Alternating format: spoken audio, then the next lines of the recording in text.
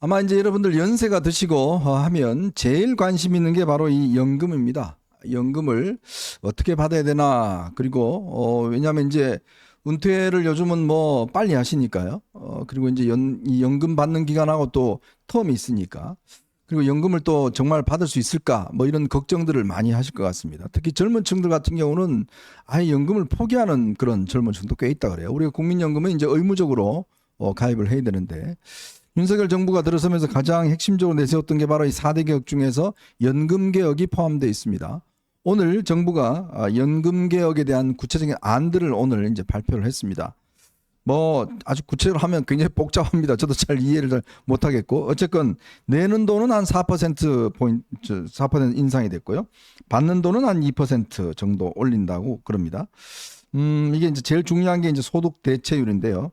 그러니까 소득 대체율은 내가 예를 들어서 나중에 은퇴했을 때 내가 현직에서 받던 돈과 얼마나 이제 대체할 것인가 뭐 이런 문제인데 40에서 42%로 상향 조정한다 뭐 이런 안들이 이제 나와 있습니다. 지난번에 아마 윤석열 대통령이 구체적으로 이제 이런 개혁의 방향을 밝혔었는데 아마 오늘 구체안이 지금 이제 공개가 됐습니다.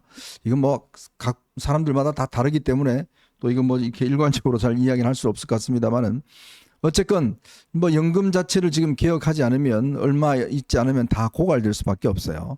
그렇기 때문에 지금 이 기간을 좀 늘려야 됩니다. 고갈되는 기간을.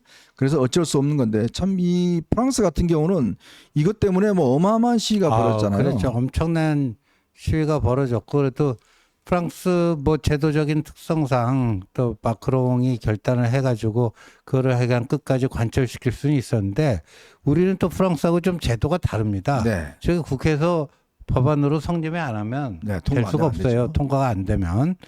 그런데 지금 걱정되는 거는요. 뭐 독도 문제도 그렇고 계엄령 문제도 그렇고 있지도 않는 거 가지고 그 8.15 때부터 무슨 건국절 뭐 어쩌고 그때부터 그 징조가 나타나기 시작해갖고 그렇죠. 말이죠. 뭐 독도를 내주려고 그런다. 뭐 계엄령을 곧 발동할 거다. 이 말도 안 되는 거 가지고 하는 거 보면 네. 거의 지금 비이성적 그 대정부 공세를 하고 있는 거 아닙니까? 쉬운 근데 말로 미쳤다 그러죠. 예, 쉬운 말로 이제 늦더위에 미친 거죠. 근데 지금 연금이라는 거는 지금 뭐 현정님도 설명했지만 구조가 굉장히 복잡하고 네. 개개인이 저 산식이랄까 그 이해하기에는 굉장히 어렵습니다. 네네.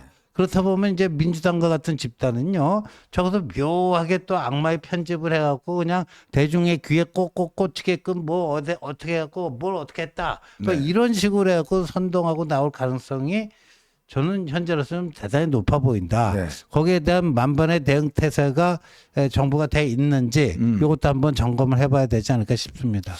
네, 어쨌건 야당은 벌써부터 반대하겠다는 입장을 밝히고 있습니다. 그렇기 때문에 아마 녹록지 않을 것 같습니다. 대통령 이번에 국회 개원식에도 가지 않고 뭐 야당이 변화하지 않으면 뭐 가지 않겠다라고 했다고 하는데 뭐 그런 야당이 지금 순순히 통과시켜 줄 리는 없을 것 같아요. 그러다 보면 결국 이 연금 개혁 문제도 좀 표류하지 않겠는가라는 좀 걱정이 있습니다. 어쨌건 뭐 안은 좋지만 이 안이라는 게 결국은 뭔가 돼야 뭐 좋은 거 아니겠습니까? 그렇죠. 네, 돼야 않으면 그럼 결국은 지금 뭐 국회에서 다수를 차지하고 있는 야당이 동의해주지 않으면 사실은 뭐 할 수가 없으니까요.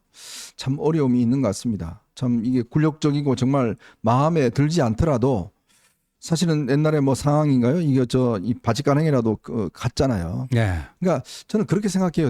당연히 대통령 입장에서 보면 또 오늘 정진석 비서실장이 참모회의를 통해서 오늘 조회를 했다고 하더라고요. 거기서 아니 대통령이 그런 대접 받는데 나는 도저히 가라 오르지 못한다. 뭐 당연하죠. 저라도 그렇게 이야기를 하겠습니다만은 그러나 또 한편으로 보면 그렇게 대통령이 모욕적이고 하더라도 결론적으로 국민들이 보시기에 이제 어떻게 비춰지느냐 저는 그게 중요하다고 봐요. 그렇죠. 그렇기 때문에 앞으로 있을 이런 개혁들 이런 것들이 야당의 협조를 참 굴욕적이지만 구해야 됩니다. 그러기 위해서는 대통령이 좀 야당에 대해서 문호를 열어놓고 또 영수회담도 하고 뭐 이렇게 하면서 사실은 이 연금개혁안을 통과시켜야 그래도 윤석열 정부가 큰 거 노동개혁, 연금개혁, 의료개혁 뭐 이런 거는 했다. 라고 이제 후세가 평가를 할 거 아니겠습니까? 그렇죠.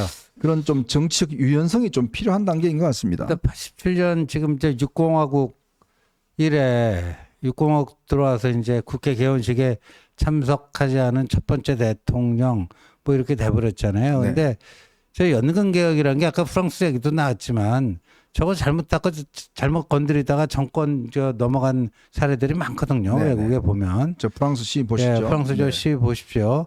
뭐 그런 건데 더더군다나 대통령께서 국회 개원식에도 87년 이래 처음으로 그 불참을 했다.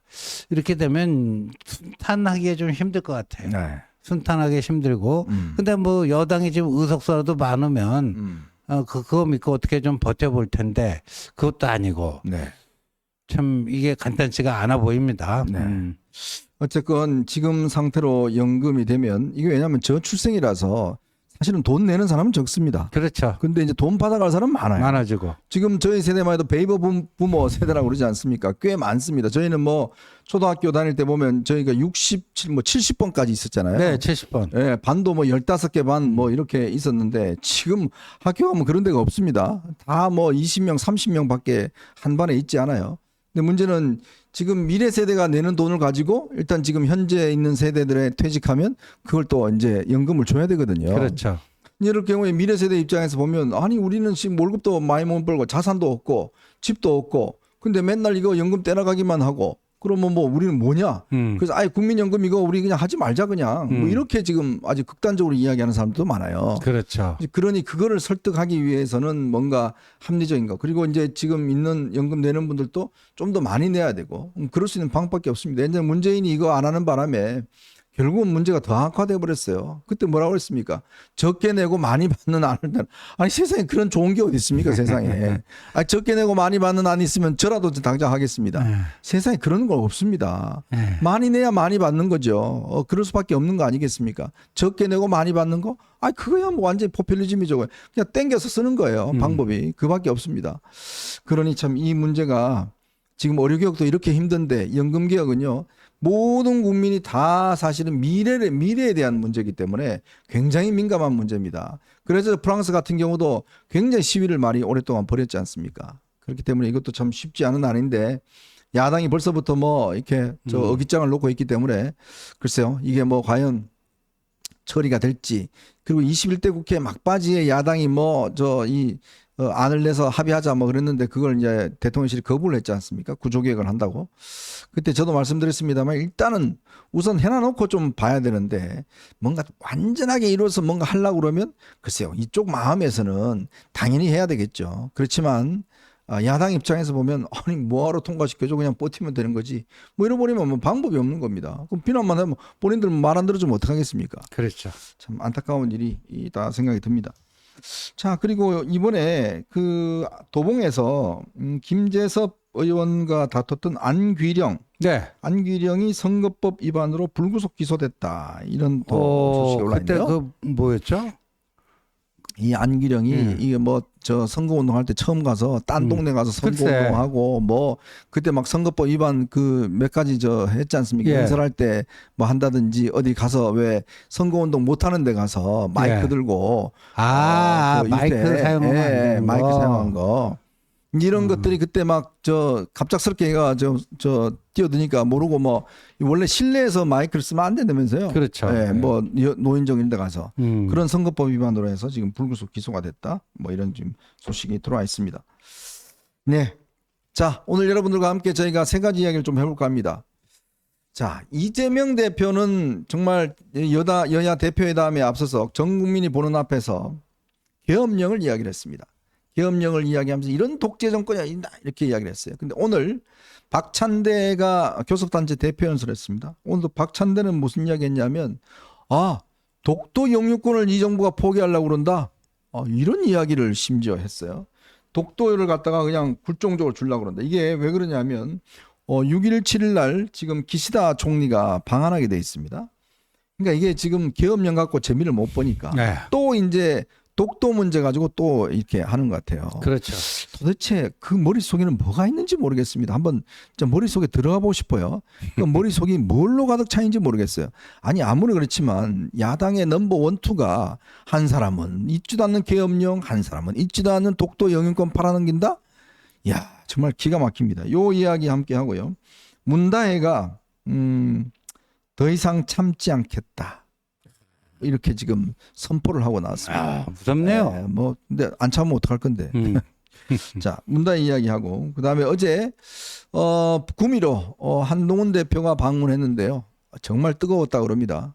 또 정말 이 TK 분들 몇 분들 쪽 분들 중에서는 박정희가 왔나? 뭐 이런 이야기 할 정도로 꽤 지역에서 환대를 받았던 모양입니다. 한동훈 대표의